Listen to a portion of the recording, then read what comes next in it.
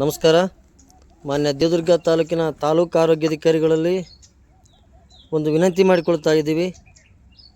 ನಮ್ಮ ಹೆಸರು ನಾಗರಾಜ್ ಪಾಟೀಲ್ ಅಂತೇಳಿ THO ಸಾಹೇಬ್ರೆ. ನಿಮ್ಮಲ್ಲಿ ಒಂದು ವಿನಂತಿ ಏನಪ್ಪ ಅಂದರೆ, ದೇವದುರ್ಗ ತಾಲೂಕಿನಲ್ಲಿ ಆಯುಷ್ ವೈದ್ಯರುಗಳು, ಈ BAMS ಓದಿರ್ತಕ್ಕಂಥ ವೈದ್ಯರುಗಳು ತಮ್ಮ ವ್ಯಾಪ್ತಿ ಮೀರಿ, ತಮ್ಮ ಚಿಕಿತ್ಸಾ ವಿಧಾನ ವ್ಯಾಪ್ತಿ ಮೀರಿ ಅಮಾಯಕ ರೋಗಿಗಳಿಗೆ ಇಂಜೆಕ್ಷನ್ ಕೊಡುವುದಾಗಲಿ, ಅತಿ ಡೋಸ್ ಅಂದರೆ 5 ಡೋಸ್ ಮಾತ್ರೆಗಳನ್ನು ಕೊಡುವುದಾಗಲಿ, ಸರ್ಕಾರಕ್ಕೆ ಫೀಸ್ ಕಟ್ಟದೆ ಮತ್ತು KPM ರಿಜಿಸ್ಟ್ರೇಷನ್ ಮಾಡಿಕೊಳ್ಳದೆ ತಮ್ಮ ಕ್ಲಿನಿಕ್ಗಳಲ್ಲಿ ಬೆಡ್ಗಳನ್ನು ಹಾಕಿ ರೋಗಿಗಳನ್ನು ಅಡ್ಮಿಟ್ ಮಾಡಿಕೊಂಡು ಚಿಕಿತ್ಸೆ ಕೊಡುವುದಾಗಲಿ, ಇದು ದೊಡ್ಡ ಅಪರಾಧ ಆಗ್ತದೆ ಸರ್. ಕಾರಣ, ಚಿಕಿತ್ಸೆ ಎಂಬುದು ಸೂಕ್ಷ್ಮ ವಿಚಾರ. ಆ ರೋಗಿಗೆ ತಮಗೆ ವ್ಯಕ್ತಿಗತ ಅಂದರೆ ತಮ್ಮ ಯೋಗ್ಯತೆ ಮೀರಿ ಚಿಕಿತ್ಸೆ ಕೊಡುವುದಕ್ಕೆ ಇವರಿಗೆ ಕಾನೂನಿನಲ್ಲಿ ಯಾವುದಾದ್ರೂ ಪರ್ಮಿಷನ್ ಇದೆಯಾ ಸರ್? ಮಾನ್ಯ THO ಸಾಹೇಬ್ರೆ, ನಿಮಗೆ ಕಾನೂನಿನ ಮಾಹಿತಿ ಇದೆಯಲ್ಲೋ ಗೊತ್ತಿಲ್ಲ, ನಿಮಗೆ ಕೇಳ್ತಾ ಇದ್ದೀನಿ.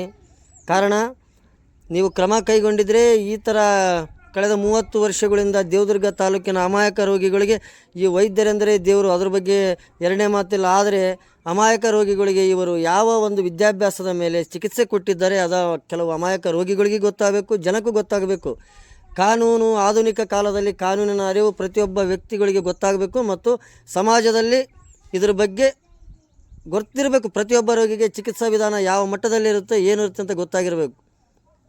ಇವರು ಕಳೆದ 30 ವರ್ಷಗಳಿಂದ ಅಮಾಯಕ ರೋಗಿಗಳಿಗೆ ಸಾಕಷ್ಟು 5 ಡೋಸ್ ಮಾತ್ರೆಗಳನ್ನು ಕೊಟ್ಟು ಏನೇನು ಮಾಡಬೇಕು ಎಲ್ಲ ರೀತಿಯಲ್ಲಿ ಕೊಟ್ಟು ಇವತ್ತಿಲ್ಲ ಏನು ಸರ್, MBBS ಕೋಟ್ಯಾಂತರ ರೂಪಾಯಿ ಖರ್ಚು ಮಾಡಿಕೊಂಡು MBBS ಓದುತ್ತಾರೆ. ಎದಕ್ಕೆ ಓದ್ತಾರೆ ಸರ್? ಅಲೋಪತಿ ವಿಧಾನ ಮತ್ತು ಒಬ್ಬ ಮನುಷ್ಯನಿಗೆ ಏನು ಯಾವ ಮಟ್ಟದ ಚಿಕಿತ್ಸೆ ಕೊಡಬೇಕಂತ ಹೇಳಿಬಿಟ್ಟು MBBS ಕಲಿಸ್ಕೊಡ್ತದೆ. BAMS ಗಿಡಮೂಲಿಕೆಯಿಂದ ಯಾವ ಏನು ಅವರು ಯೂಸ್ ಮಾಡಬೇಕು ಅದನ್ನು ಆ ಒಂದು ವಿದ್ಯೆ ಕಲಿಸ್ಕೊಡ್ತದೆ. ಆದರೆ ದೇವದುರ್ಗ ತಾಲೂಕಿನಲ್ಲಿ ಏನಾಗ್ತಾ ಇದೆ ಸರ್? ಮಾನ್ಯ THO ಸಾಹೇಬ್ರೆ, ಹೋಮಿಯೋಪತಿ ವೃತ್ತಿಪರ ಅಧಿನಿಯಮ 1961 ಕಲಾಂ ಬ್ರಾಕೆಟ್ 1961 ಕರ್ನಾಟಕ ಅಧಿನಿಯಮ 1978, 1973 ಕೇಂದ್ರ ಅಧಿನಿಯಮ 59 ಮತ್ತು KPM ಕಾಯ್ದೆ ಕಲಾಂ 2K ಮತ್ತು L ಉಲ್ಲಂಘನೆ ಮಾಡಿ ಅಲೋಪತಿ ಚಿಕಿತ್ಸೆ ನೀಡುತ್ತಿದ್ದು ನಿಮ್ಮ ಕಣ್ಣಿಗೆ ಕಾಣುತ್ತಿದ್ದಿಲ್ಲದ್ರೆ ಇದು ವಿಪರ್ಯಾಸ ಕಾಣ್ತಾ ಇದೆ. ಈ ಹೊಸ ಆ್ಯಕ್ಟ್ಗಳು ಗೊತ್ತಾಗಿರಬೇಕು. ಮಾನ್ಯ THO ಸಾಹೇಬ್ರೆ, ನಿಮಗೆ ಸ್ವಲ್ಪ ಮಾಹಿತಿ ಕಡಿಮೆ ಇದ್ದರೆ, ಯಾಕಂದರೆ ನೀವು ಹಿಂದಕ್ಕೆ ದೇವದುರ್ಗ ಪಟ್ಟಣದಲ್ಲಿ ನೀವೇ ಕೊಟ್ಟಿರ್ತಕ್ಕಂಥ ಈ ಆಯುಷ್ ವೈದ್ಯರುಗಳಿಗೆ ನೀವೇ ಕೊಟ್ಟಿರ್ತಕ್ಕಂಥ ನೋಟಿಸ್ ಬಗ್ಗೆ ನಿಮಗೆ ಹೇಳ್ತಾ ಇದ್ದೀನಿ ನಾನು.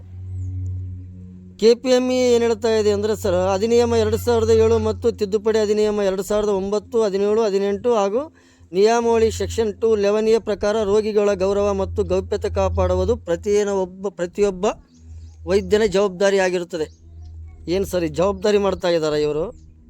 KPM ಅಧಿನಿಯಮ 2007 ಕಲಾಮ 2K ಮತ್ತು L ಖಂಡದಲ್ಲಿ ವೃತ್ತಿಪರ ಹಾಗೂ ವೈದ್ಯಕೀಯ ಚಿಕಿತ್ಸಾ ಪದ್ಧತಿಯ ಕುರಿತು ವ್ಯಾಸಂಗ ಮಾಡಿದ ಅಥವಾ ವಿದ್ಯಾರ್ಹತೆ ಉಳ್ಳ ವೈದ್ಯಕೀಯ ಚಿಕಿತ್ಸಾ ಪದ್ಧತಿಯನ್ನು ಮಾತ್ರ ಅವರು ಅನುಸರಿಸಬೇಕು ಸರ್.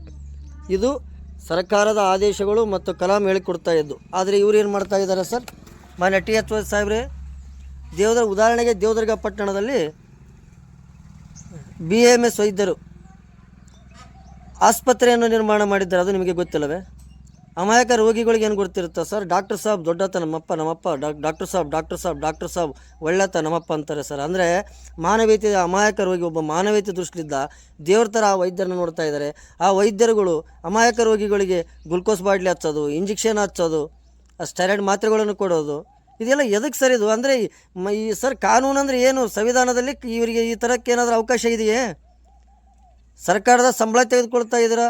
ಸರ್ಕಾರದ ಅಧೀನದಲ್ಲಿ ಕೆಲಸ ಮಾಡ್ತಕ್ಕಂಥ ನೀವುಗಳು ಸಮಾಜದಲ್ಲಿ ನಿಮ್ಮ ಒಂದು ಕಚೇರಿಯ 1 ಕಿಲೋಮೀಟರ್ ವ್ಯಾಪ್ತಿ ಒಳಗಡೆ ಭಾಳಷ್ಟು ಜನ BAMS ವೈದ್ಯರು ಅಲೋಪತಿ ಕೊಡ್ತಾ ಇದ್ದಾರೆ. ನಿಮಗೆ ಸಾವಿರಾರು ವೀಡಿಯೋಗಳಿದ್ದಾವೆ. ನನ್ನ ಮನೆಯಲ್ಲಿ ಕಂತೆ ಸರ್, ಒಂದು 2000 ಡಾಕ್ಯುಮೆಂಟ್ಗಳಿದ್ದಾವೆ, 2000 ವೀಡಿಯೋಗಳಿದ್ದಾವೆ. ಅದು ನಿಮಗೂ ಕೊಟ್ಟಿದ್ದೀನಿ. ನೀವು ಲಾಸ್ಟ್ ಟೈಮ್ ಹೋಗಿ ಅವ್ರಿಗೆ ನೋಟಿಸು ಕೊಟ್ಟಿದ್ದೀರಿ, ಹೌದು ತಾನೆ ಸರ್? ಅವ್ರು ಬೆಡ್ಗಳು ಹಾಕಿ ಬೆಡ್ಗಳು ಹಾಕೋದಕ್ಕೆ ಪರ್ಮಿಷನ್ ಯಾರು ಕೊಟ್ಟಿದ್ದಾರೆ ಸರ್? ಬೆಡ್ಡಿನ ಮಾಹಿತಿ ಏನಾದರೂ ಇದೆಯಾ ವೈದ್ಯರುಗಳಿಗೆ ಸರ್? ಬೆಡ್ಗಳನ್ನು ಹಾಕೋದಕ್ಕೆ ಅವ್ರಿಗೆ ಪರ್ಮಿಷನ್ ಯಾರು ಕೊಡ್ತಾರೆ ಸರ್? ಅಂದರೆ ಜನಗಳಿಗೆ ಅದ್ರ ಬಗ್ಗೆ ಏನು ಸಂದೇಶ ಕೊಡ್ತಾ ಇದ್ದೀರಿ ರೋಗಿಗಳಿಗೆ? ಸರ್ಕಾರಕ್ಕೆ ಏನು ನಿಮ್ಮ ಸಂದೇಶ? ಮಾನ್ಯ ತಾಲೂಕು ಆರೋಗ್ಯಾಧಿಕಾರಿಗಳೇ, ಅಮಾಯಕ ಜನರು ಡಾಕ್ಟ್ರ್ ಅಂದರೆ ಎಲ್ಲ ಪ್ರತಿ ಹಳ್ಳಿಯಲ್ಲಿರ್ತಕ್ಕಂಥ ಅಮಾಯಕ ಒಬ್ಬ RMP ವೈದ್ಯರನ್ನು ಸಹ ಡಾಕ್ಟ್ರ್ ಅಂದರೆ ದೇವರಂತ ನಮ್ಮಂತ. ಯಾಕಂದರೆ ಜನಗಳಿಗೇನು ಬೇಕು ಆ ಟೈಮಲ್ಲಿ ಒಳ್ಳೆಯದಾಗ್ತದೆ, ಅದನ್ನು ಮಾತ್ರ ಜನ ಎಕ್ಸೆಪ್ಟ್ ಮಾಡ್ತಾರೆ ಅದನ್ನೇ. ಆದರೆ ಈ ನಮ್ಮ ದೇವದುರ್ಗ ತಾಲೂಕಿನಲ್ಲಿ ಕೆಲವು ಎಲ್ಲ BMS ವೈದ್ಯರೆಲ್ಲ ದಯವಿಟ್ಟು ಹೇಳ್ತಾ ಇದ್ದೀವಿ, ಯಾರು ಸರ್ಕಾರಕ್ಕೆ ಆದೇಶಗಳ ವಿರುದ್ಧವಾಗಿ KPME ಉಲ್ಲಂಘನೆ ಮಾಡಿ KPME ರಿಜಿಸ್ಟ್ರೇಷನಲ್ಲಿ ಒಂದು ತಮ್ಮ ವೈದ್ಯ ವೃತ್ತಿ ಪಡೆದುಕೊಂಡು ಇಲ್ಲಿ ಬೇರೆ ಚಿಕಿತ್ಸೆ ಕೊಡ್ತಾ ಇದೆ, ನಮ್ಮ ವಿರೋಧ ಇದೆ. ಅದ್ರ ಬಗ್ಗೆ ಮಾತ್ರ ಮಾತಾಡ್ತಾ ಇದ್ದೀವಿ.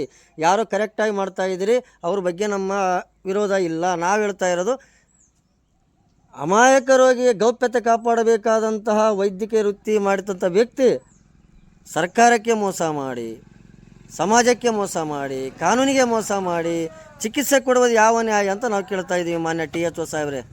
ಮತ್ತು ದೇವದುರ್ಗ ತಾಲೂಕಿನ ಅಮಾಯಕ ಯಾರಿಗಾದರೂ ಆರಾಮಿಲ್ದಾಗೆ ನಾವು ಹೇಳ್ತಾ ಇದ್ದೀವಿ, ನೀವು ಯಾವುದೇ ರೀತಿಯಲ್ಲಿ ವೃತ್ತಿಪರ ವೈದ್ಯರ ಹತ್ರ ಆ ಮಟ್ಟಕ್ಕೆ ಚಿಕಿತ್ಸೆ ಪಡೆದುಕೊಳ್ಳಿ, ತೊಂದರೆ ಇಲ್ಲ. ಎಮರ್ಜೆನ್ಸಿ ಇದ್ದರೆ ಅದು ನಿಮಗೆ ಮತ್ತು ಆ ವೈದ್ಯರಿಗೆ ಬಿಟ್ಟಿರುವ ವಿಚಾರ. ಕಾನೂನು ಹೇಳ್ತಾ ಇರೋದು, ಒಂದು ವೇಳೆ ಇದು ಕಾನೂನು ಮೀರಿ ವ್ಯಾಪ್ತಿ ಮೀರಿ ಇವರಿಗೆ ಇಂಜೆಕ್ಷನ್ ಬಗ್ಗೆ ಮಾಹಿತಿ ಇಲ್ಲದೆ, ಟ್ಯಾಬ್ಲೆಟ್ಸ್ಗಳ ಬಗ್ಗೆ ಮಾಹಿತಿ ಇಲ್ಲದೆ ಒಬ್ಬ ಅಮಾಯಕ ರೋಗಿಗೆ ಏನಾದರೂ ಕೊಟ್ಟಂದರೆ ಅವನ ಕುಟುಂಬಕ್ಕೆ, ಆ ವ್ಯಕ್ತಿಗೆ ಏನಾದರೂ ಹೆಚ್ಚು ಕಡಿಮೆ ಆಯ್ತಂದರೆ ಆ ಕುಟುಂಬಕ್ಕೆ ಜವಾಬ್ದಾರಿ ಯಾರು, ಆ ಕುಟುಂಬಕ್ಕೆ ಪರಿಹಾರ ಯಾರು ಕೊಡಬೇಕು? ಇದನ್ನೆಲ್ಲ ಅಮಾಯಕ ಜನರು ತಿಳ್ಕೊಳ್ಬೇಕು. ಯಾಕಂದರೆ ನಾಳೆ ಆ ರೋಗಿಗೆ ಹೆಚ್ಚು ಕಡಿಮೆ ಆದರೆ, ಡಾಕ್ಟರ್ಗೆ ಹೋಗಿದ್ದಪ್ಪ ಏನೋ ಆಯಿತು, ಹೌದು ನೀ ಯಾವ ವೈದ್ಯರ ಹತ್ರ ಹೋಗಿದೆಯಾ, ಯಾವಕ್ಕೆ ವಿದ್ಯಾಭ್ಯಾಸಕ್ಕೆ ಸಂಬಂಧಪಟ್ಟ ವ್ಯಕ್ತಿ ಹತ್ರ ಹೋಗಿದ್ದೀವಿ, ಅದನ್ನೆಲ್ಲ ದಯವಿಟ್ಟು ಆಲೋಚನೆ ಮಾಡಿಕೊಳ್ಳಿ ಅಂತೇಳಿ ಮತ್ತೊಮ್ಮೆ ನಿಮ್ಮ ಅಮಾಯಕ ಜನರಲ್ಲಿ ವಿನಂತಿ ಮಾಡಿಕೊಳ್ತಾ ಇದ್ದೀನಿ. ಅದೇ ರೀತಿಯಲ್ಲಿ ಮಾನ್ಯ THO ಸಾಹೇಬ್ರೆ, ಆದಷ್ಟು ಬೇಗನೆ ಕ್ರಮ ಕೈಗೊಂಡು ದೇವದುರ್ಗ ತಾಲೂಕಿನ ಜನಗಳಿಗೆ ಒಳ್ಳೆಯ ಚಿಕಿತ್ಸೆ ಸಿಗುವಂತಹ ವ್ಯವಸ್ಥೆ ಮಾಡಬೇಕಾಗಿ ನಿಮ್ಮಲ್ಲಿ ವಿನಂತಿ ಮಾಡಿಕೊಳ್ತಾ ಇದ್ದೀನಿ. ಅದೇ ರೀತಿಯಲ್ಲಿ ಈಗ ಜನಗಳಿಗೆ ಗೊತ್ತಿಲ್ಲದ ಸಮಯದಲ್ಲಿ ಈ ಥರ ತಪ್ಪುಗಳನ್ನು ವೈದ್ಯರು, ಈ ಒಂದು BMS ವೈದ್ಯರು ಮಾಡುವುದು ಭಾಳ ತಪ್ಪು ಇದೆ. ಯಾಕಂದರೆ ಅವರು ಒಂದು ವ್ಯಾಸಂಗ ಮಾಡಿ